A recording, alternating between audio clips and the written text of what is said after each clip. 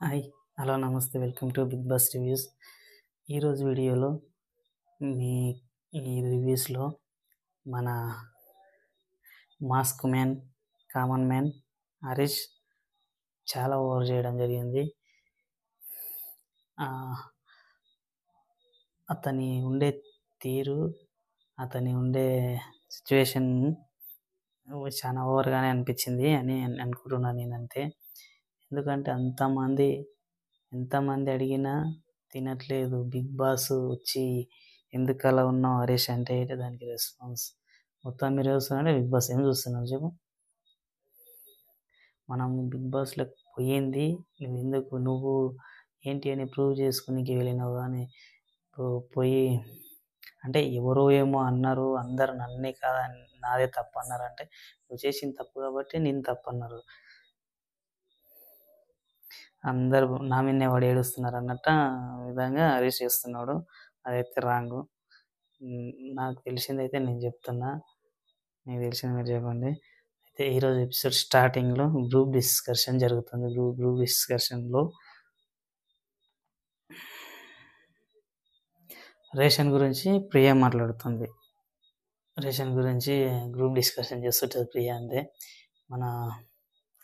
అదే సిచ్యుయేషన్‌లో ఏమైతదని మనీష్ ఎమోషనల్ అయితాడు. అయ్యో! ఎందుకు అయితాడో ఏమో! హరీష్ ఎమోషనల్ అయితే పోయి ఓదారుస్తాడు. ఏడవకన్నా ఎందుకన్నా అలా ఎందుకు ఏడుస్తున్నావు అని.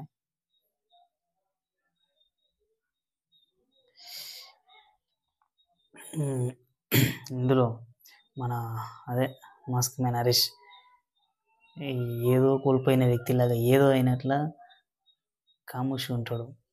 ఉంటే బిగ్ బాస్ వచ్చి హరీష్ ఎందుకు అలా ఉన్నా అనే కన్ఫ్యూజన్ రూమ్కి రా అంటాడు. రూమ్లోకి వెళ్ళిన తర్వాత బిగ్ బాస్కి చెప్తాడు. మొత్తం చూస్తున్నారు బిగ్ బాస్ నేను ఎందుకు అలా ఉన్నాను అంటే బిగ్ బాస్ మొత్తం చూస్తున్నాడు కాబట్టి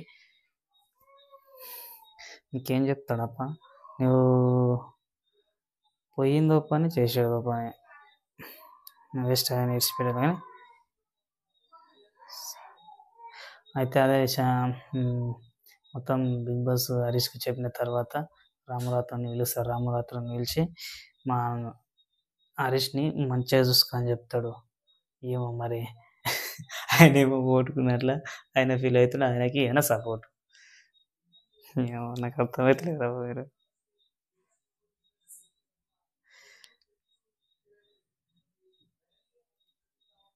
హరీష్ అయితే చాలా ఓవర్ చేస్తుండని అయితే నాకు అనిపించింది. అందులోని నైట్ పడుకునే ముందు అన్నం తిను అని హరీష్ అని ఎంతో మా ఇద్దరు ముగ్గురు అడుగుతారు. అడిగితే కూడా తినడు. అంటే నువ్వు తినకపోతే మిగలుతుంది నీకే కదా.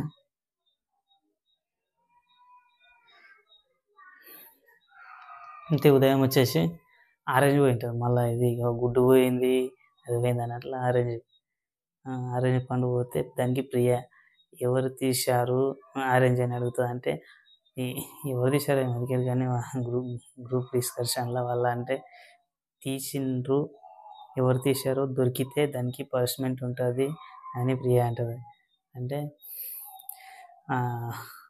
అదే టైంలో అది పైన పెట్టిటారు, దొరికితే ప్రియ అంటుంది ఇంతమంది ఇక్కడనే ఉన్నారు, ఇది ఎక్కడ పోయిందో మీకు తెలియదే, కళ్ళు కనబడట్లేదా అంటుంది.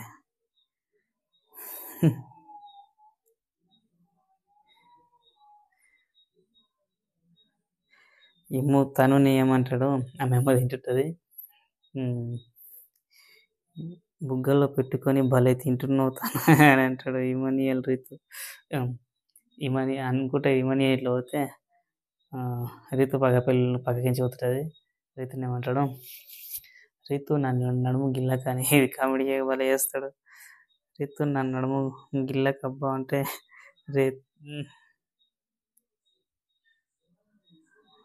తనుజని నడుము గిల్లక అంటారు. తనుజ అక్కడ నడుము ఎక్కడ ఉంది చూపి అంటారు.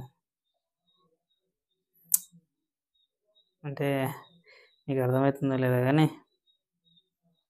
కొత్తగా మనం ఇప్పుడే రివ్యూస్ ఇచ్చేది చిన్నవాడు చెప్తున్నా, చూసేవాళ్ళు చూడండి, లేదంటే లేదు.